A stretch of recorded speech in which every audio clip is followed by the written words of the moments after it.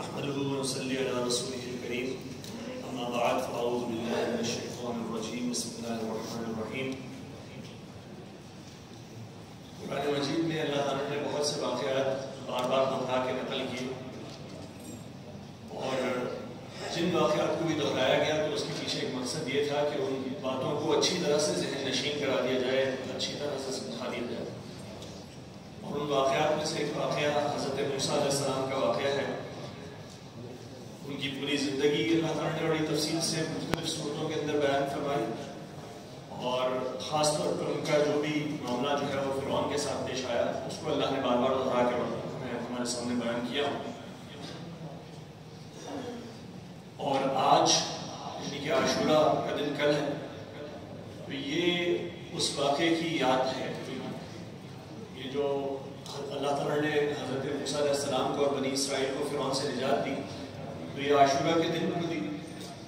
اور اسی کی یاد منانے کے لیے اور اس کو یاد کرنے کے لیے ہمیں روزہ رکھنے کا حکم دیا اللہ تعالیٰ نے۔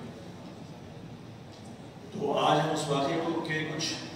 جو اہم نکات ہیں ان کو ذرا دیکھتے ہیں۔ اللہ تعالیٰ کی طرف سے اللہ تعالیٰ فرماتے ہیں کہ یہ جو فرعون نے معاملہ کیا ہوا تھا اس وقت ملک کے اندر وہ کیا تھا۔ اللہ فرماتے ہیں کہ ان فرعون علا فی الارض وجعل اہلها شیعا یستضعف طائفة منهم يذبح ابناءهم ويستحيي نساءهم انه كان من المفسدين۔ کہ فرعون نے ملک میں سر اٹھا رکھا تھا، سرکشی کی ہوئی تھی، اور وہاں کے باشندوں کو، وہاں کے رہنے والوں کو گروہوں میں تقسیم کیا ہوا تھا۔ یعنی کہ ایک جو کلاس کہتے ہیں کہ ایک آقا کی کلاس ہے، ایک غلام کی کلاس ہے، تو ان دو گروہوں میں تقسیم کیا ہوا تھا۔ بنی اسرائیل کو غلام بنایا ہوا تھا، اور وہ جو فرعونی تھے وہ خود آقا بنے بیٹھے تھے۔ ان میں سے ایک گروہ کو کمزور کر دیا تھا، یہاں تک کہ ان کے بیٹوں کو ذبح کر ڈالتا اور ان کی لڑکیوں کو زندہ رہنے دیتا، تو بے شک وہ مفسدوں میں سے تھا۔ تو یقیناً یہ ایک بہت بڑا ظلم تھا زمین کے اندر، اللہ کے ملک کے اندر۔ تو اللہ تعالیٰ نے حضرت موسیٰ علیہ السلام، حضرت ہارون علیہ السلام کو مبعوث فرمایا، وہاں بھیجا کہ فرعون کو اور اس کے حواریوں کو بھی اللہ تعالیٰ ایمان کی طرف بلائیں، اور پھر بنی اسرائیل کو آزادی دلائیں۔ تو حضرت موسیٰ علیہ السلام اللہ تعالیٰ کی طرف سے بہت سی نشانیوں کے ساتھ فرعونیوں کی طرف آئے، اور ان کو مسلسل وہ نشانیاں دکھائیں اور ان کو سمجھاتے رہے، یہاں تک کہ ان کے اوپر حجت تمام ہو گئی، اور اللہ تعالیٰ نے حضرت موسیٰ علیہ السلام کو حکم دیا کہ وہ بنی اسرائیل کو لے کے مصر سے نکل جائیں، اس ارض مقدس کی طرف جس کا ان سے وعدہ کیا گیا۔ اور یہ ہوا کہ حضرت موسیٰ علیہ السلام اس ساری قوم کو لے کے نکلے، تو پیچھے فرعون کو یہ خبر جب ہوئی تو اس نے ان کا پیچھا کرنے کا فیصلہ کیا، اور یہاں تک کہ ان کو ایک ایسے مقام پہ آپ پکڑا کہ سامنے جو ہے وہ سمندر تھا اور پیچھے یہ فرعونی تھے۔ تو ایسے موقع پہ وہ جو بنی اسرائیل تھے وہ گھبرا گئے، اور انہوں نے کہا قال اصحاب موسیٰ انا لمدرکون۔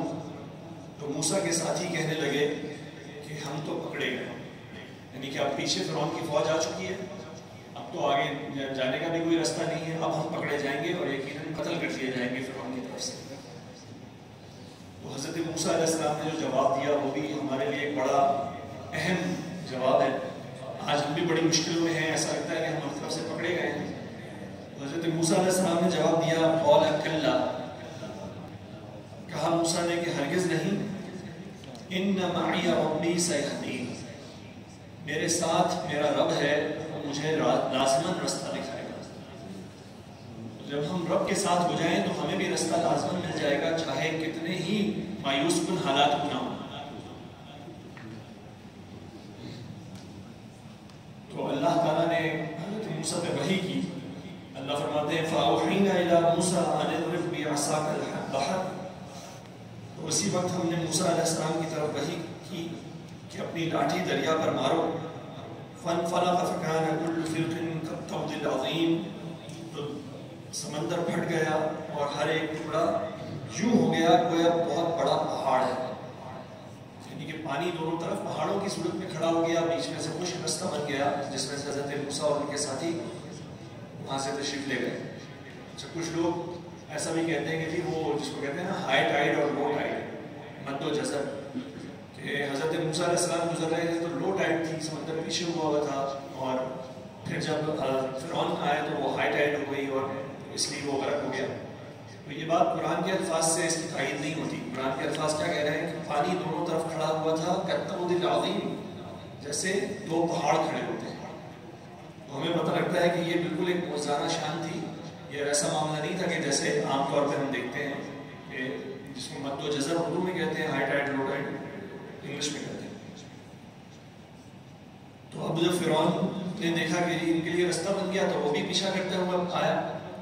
اور اس وقت جو ہے اللہ تعالیٰ نے حضرت موسیٰ علیہ السلام کو عصا اٹھا دینے کا حکم دیا، اور یہ دونوں جو پہاڑوں کی طرح کھڑا ہوا پانی تھا وہ مل گیا، اور موسیٰ علیہ السلام ان کے ساتھی بچا لیے گئے اور فرعون اور اس کے ساتھی غرق کر دیے گئے۔ اب جب فرعون جس وقت غرق ہو رہا تھا تو اس نے جب یہ دیکھا تو اللہ فرماتے ہیں کہ حتیٰ اذا ادرکہ الغرق، یہاں تک کہ اس پر غرق کا عذاب آ پہنچا، قال آمنت انہ لا الہ الا الذی آمنت بہ بنو اسرائیل وانا من المسلمین، تو وہ کہنے لگا کہ میں ایمان لایا اس خدا پر جس پر بنی اسرائیل ایمان لائے اور اس کے سوا کوئی معبود نہیں، اور میں مسلمانوں میں سے، اب میں بھی ایمان لاتا ہوں فرما بردار ہو کے۔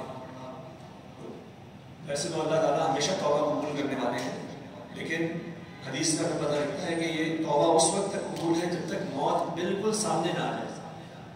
موت کے بالکل سامنے آنے پر پھر توبہ قبول نہیں ہے۔ تو اللہ تعالیٰ نے بھی اس فرعون کی توبہ قبول نہیں کی، بلکہ اس کو غرق کر دیا، اور اس پورے واقعے کو اللہ تعالیٰ نے نشانی بنا دیا آنے والی تمام امتوں کے لیے اور مسلمانوں کے لیے، اور آج ہمارے لیے بھی۔ اور آج ہم اسی واقعے کو یاد کرتے ہیں عاشورہ کی صورت میں، یوم عاشور کی صورت میں، کہ اللہ تعالیٰ نے بنی اسرائیل کو وہ اس وقت کے مسلمان تھے، ان کو فرعون سے نجات دی۔ اتنا طاقتور بادشاہ اور اتنے کمزور لوگ، لیکن جب اللہ تعالیٰ نے فیصلہ کر دیا تو اللہ تعالیٰ کی طرف سے ان کے لیے نجات کا فیصلہ ہوا اور وہ کامیاب ہوئے۔ حضرت ابن عباس رضی اللہ تعالیٰ عنہ سے مروی ایک حدیث کے مطابق نبی کریم صلی اللہ علیہ وسلم جب مدینہ تشریف لائے تو انہوں نے دیکھا کہ یہ یہودی جو ہیں وہ ایک خاص دن کا روزہ رکھ رہے ہیں۔ آپ نے فرمایا کہ کیا دن ہے؟ تو انہوں نے کہا یہ بہت ہی مبارک دن ہے ہمارے لیے، آج وہ دن ہے جب بنی اسرائیل کو اللہ تعالیٰ نے اور حضرت موسیٰ علیہ السلام کے ذریعے سے نجات عطا فرمائی تھی فرعون سے۔ تو آپ صلی اللہ علیہ وسلم نے فرمایا تو موسیٰ علیہ السلام کے حقدار ہم تم سے زیادہ ہیں، کیونکہ موسیٰ علیہ السلام ہمارے نبی ہیں۔ تم لوگوں نے تو اپنے نبی کی سنت کو ترک کر دیا ہے، اپنے نبی کے دین کو ترک کر دیا ہے، تو آج ہم اس نبی کے دین کو زندہ کرتے ہیں، اس کا احیاء کرتے ہیں، تو ہم تمہاری بنسبت اس کے زیادہ حقدار ہیں، تو ہم بھی یہ روزہ رکھیں گے۔ اور آپ صلی اللہ علیہ وسلم نے وہ روزہ رکھنا شروع کیا، اور پھر ہمیں یہ بھی پتہ لگتا ہے کہ آپ نے ارادہ فرمایا کہ اگر اگلے سال تک میں زندہ رہا تو میں یہ روزہ،